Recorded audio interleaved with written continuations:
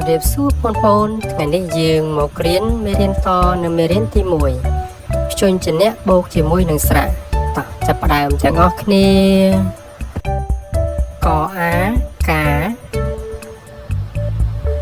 កអីកៃកអាំកម្មកអេះកេះកអកោកអ៊ូគួគូយើងថែមនឹងរកកកក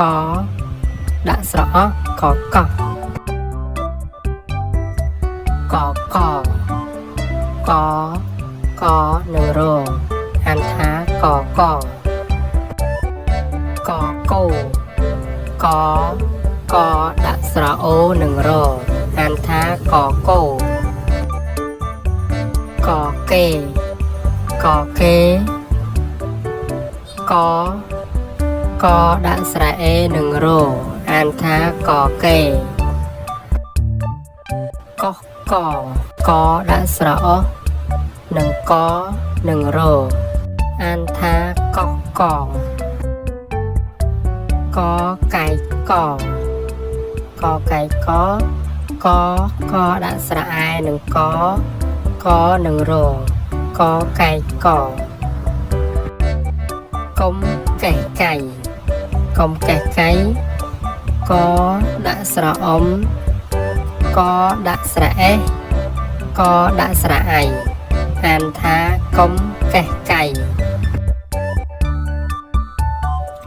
ឧទាហរណ៍កោ